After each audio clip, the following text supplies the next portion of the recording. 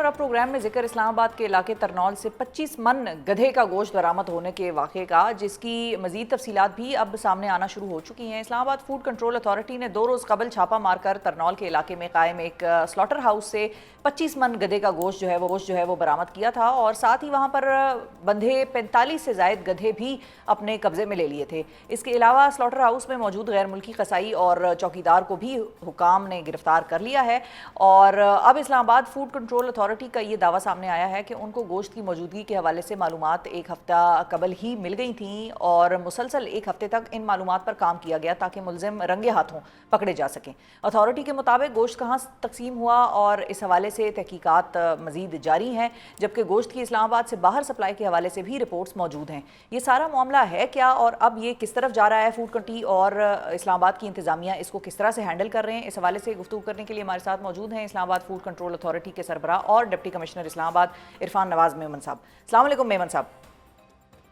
जी बहुत शुक्रिया मेमन साहब, आपने वक्त निकाला प्रोग्राम के लिए। सबसे पहले तो ये बताइए कि ये जो गधे का गोश्त है इसकी कितनी बड़ी मिकदार में मौजूदगी की मालूमात आप तक पहुंची थी और क्या उतना ही गोश्त आप लोगों को छापा मारने पर मिला या उससे कम था, ज़्यादा था, और अब तक आप लोगों के पास क्या इन्फॉर्मेशन है इस सारी सिचुएशन के हवाले से?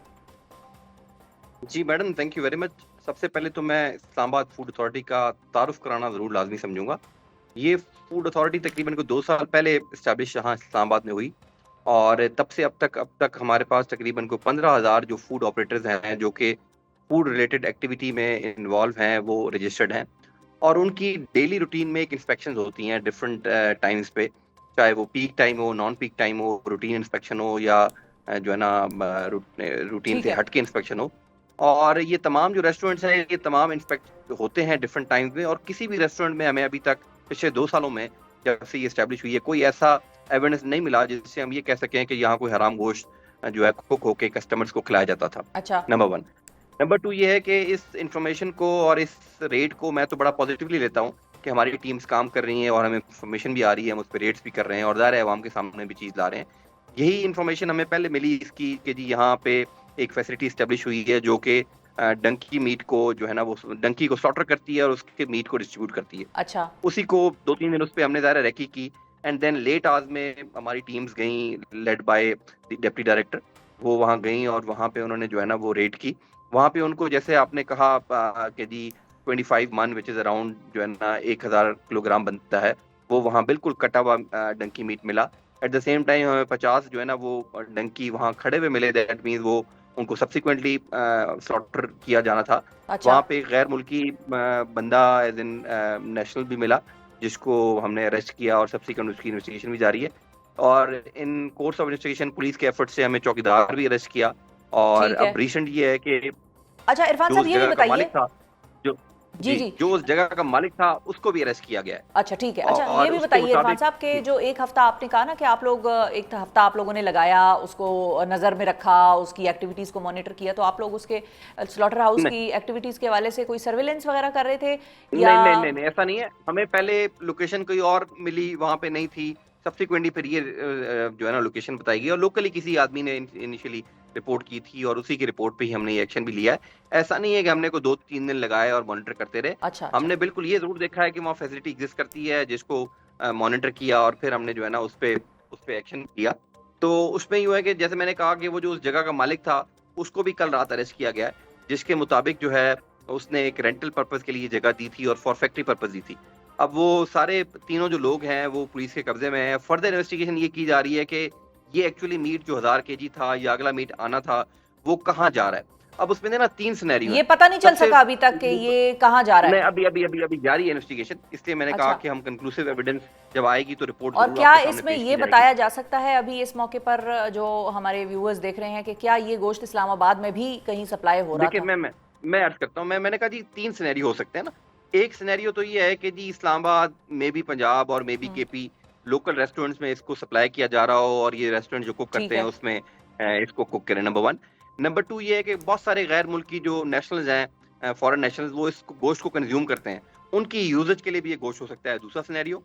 तीसरा और आखिरी सिनेरियो ये है कि इसकी हाइट्स तो ऑलरेडी एक्सपोर्ट भी होती हैं, सेम ठीक इसका है। मीट भी एक्सपोर्ट होता है, तो ये कोई एक्सपोर्ट पर्पज के अच्छा लिए अब ना हो लॉ रहा हो क्योंकि बताइए। वहाँ पे ठीक है, जी देखें, लॉ बताइए बात ये है इरफान कि साहब लॉ के लॉ इस्लामाबाद तो में मैंने लॉ आपकी क्या कि है, और क्या लाइसेंस चाहिए होता है किसी को ऐसे जानवर को स्लॉटर करने और उसका गोश्त बनाकर बिल्कुल लाइसेंस एक्सपोर्ट चाहिए करने होता का? है, और कि हम as per record, as per availability किसी ने लाइसेंस ना ही अप्लाई किया, ना किसी के पास कोई लाइसेंस है। तो दैट मींस ये इलीगल एक्टिविटी तो एनी हाउ थी, इवन ठीक है। फॉर दैट मैटर अगर ये एक्सपोर्ट पर्पस के लिए भी हो रही थी तो इलीगल एक्टिविटी तो थी।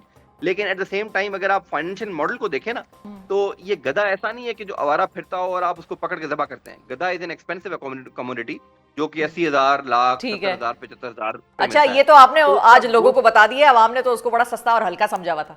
नहीं नहीं नहीं नहीं। अच्छा, दूसरी बात ये है कि ये मतलब अगेन वही बात है कि फाइनेंशियल मॉडल इसको सपोर्ट नहीं करता ठीक है। कि जो नॉर्मल बड़ा गोश्त है गाय और भैंस का, वो मार्केट में अवेलेबल है, रेट आप सबको पता है, हम सब लेते हैं।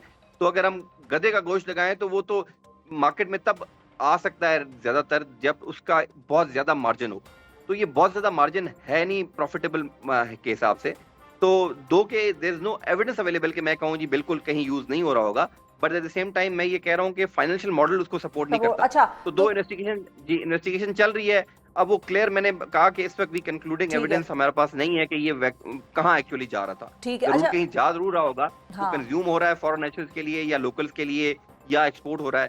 उसका जैसे कोई रिपोर्ट आएगी तो मैं जरूर आपके साथ और आवाम के साथ जरूर शेयर करूंगा, क्योंकि लोगों का दायरा एक पैनिक में लोग हैं। बट उस पैनिक को मतलब हटाने के लिए मैं लोगों को ये एक बात जरूर पहुंचाऊं कि ऐसी कोई जो है ना पिछले 2 सालों में कोई एविडेंस नहीं मिला कि लोकल रेस्टोरेंट्स में कोई हराम गोश्त जो है ना वो कुक हो रहा हो। अच्छा, अब ये तो हम बताइए बड़ा कि जी पाकिस्तान जी में हमारे पास जो हमारी अथॉरिटीज़ के पास लाइसेंसेज अप्लाई करते हैं वो किन किन जानवरों के होते हैं? क्योंकि पाकिस्तान के कवानीन के तहत गधा तो चलें एक्सपोर्ट होता है, और कौन कौन सा जानवर है जिसका गोश्त हम एक्सपोर्ट कर रहे देखिए, हैं बाकी तो या? सारे हलाल है ना। जो स्लॉटर हाउस गवर्नमेंट के बने हुए हैं, वो स्लॉटरिंग सिर्फ हलाल जानवर की होती है ना, जो इंक्लूसिव जिसमें आपकी गाय है, भैंस है, आपका जो है ना ये बकरी है, लैम्ब है, इवन ये तो आपके हलाल जानवर है। इवन चिकन वाले जो सारे मीट है, ठीक है। ये सारा हलाल है जो पाकिस्तान में आमतौर पर यूज होता है। जो स्लॉटरिंग इस्लामाबाद में होती है वो पिंडी और इस्लामाबाद के बॉर्डर पे स्लॉटरिंग हाउस है, स्लॉटर हाउस जिसको कहेंगे आप। वहाँ अच्छा। पे डेली सुबह स्लॉटरिंग होती है, ठीक है। बारिंग ट्यूसडे एंड वेडनेसडे। वहाँ वेटरनरी डॉक्टर भी वहाँ मौजूद होता है, बाकी इंतजामिया पिंडी और इस्लामाबाद की भी होती है। डेली बेसिस पे वहां से गोश्त कट के तमाम जो रिटेलर्स हैं वहां पे जाता है। तो ठीक है। वो तो एक बड़ी एक एंटिटी मौजूद है, फैसिलिटी मौजूद है जहां से तमाम रिटेलर्स गोश्त परचेज करते हैं, वहीं से रेट भी निकलता है।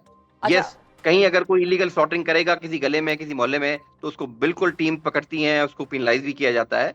तो अभी तक मैंने कहा कि हमारी टीम को कोई ऐसा एविडेंस पिछले 2 सालों में बिल्कुल नहीं मिला जो कि रेस्टोरेंट में हमें ये एविडेंस मिला हो कि जी कोई हराम गोश्त यूज हो रहा हो। बिल्कुल ये एथेंटिसिटी से मैं आपकी मदद से लोगों तक किसी ये भी मैसेज जानवर के पहुंचाना हवाले चाहूंगा। से, जिसमें गधे की सिर्फ जी हम ऑफ बात कोर्स। नहीं कर जी रहे, डॉग्स की भी बात जी हो रही एग्जैक्टली। है और इस किस्म के जी जानवरों की भी। बिल्कुल।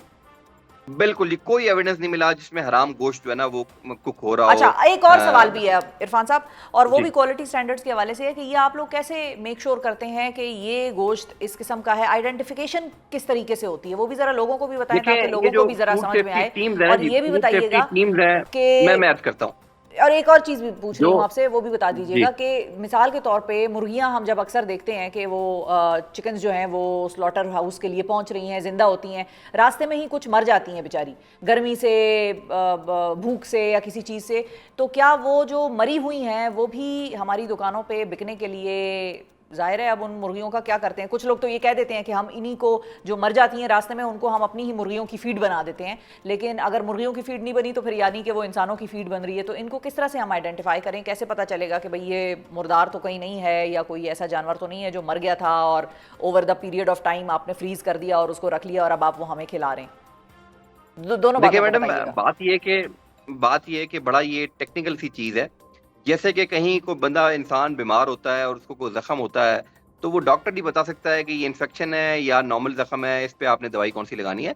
इसी तरह जो मैं और आप तो लेमैन है, जो ये फूड सेफ्टी टीम्स होती हैं जिनकी डिग्रीज ही इस वेटरनरी में या फूड सेफ्टी में, food safety is a subject these days, वो उन्होंने डिग्रीज की होती हैं और दे आर टेक्निकल पर्सन जो ये एक्चुअली गोश्त को देख के ये बता सकते हैं कि जी गोश्त की ये, इवन अगर वो गोश्त रखा हुआ भी स्मेल कर जाएगा या स्मेल ना भी करे और कई दिनों पुराना होगा, तो वो टीम्स ये भी बता सकती हैं कि जी ये पुराना गोश्त है या इसको पानी लगाया गया है या ये किसी और जानवर का गोश्त है। They are experts in it. तो वो एक टेक्निकल टीम्स हैं जो इसको सर्वे करती हैं, एज इंस्पेक्ट करती हैं। मैं और आप तो जरा लेमैन है, we can not do that, neither हमारी कैपेसिटी है। बट उन फूड सेफ्टी टीम्स की बिल्कुल कैपेसिटी है, ना सिर्फ इस्लामाबाद, बल्कि मैं director general Punjab food authority भी रहा हूँ। उनके पास भी ये फैसिलिटी है, तमाम फूड अथॉरिटी के पास ये फैसिलिटी है कि जो उनकी फूड सेफ्टी टीम है, दे आर वेरी टैलेंटेड और वो एक्सपर्ट्स हैं इस अपने प्रोफेशन में। दे कैन एक्चुअली जज the meat after examining it कि जी ये कोई मुर्गी का गोश्त है तो ये क्या बीमार मुर्गी है, या फॉर दैट मैटर इवन मुर्दार या जो है ना वो बीमार जानवर का गोश्त है, वो बिल्कुल बता सकते हैं।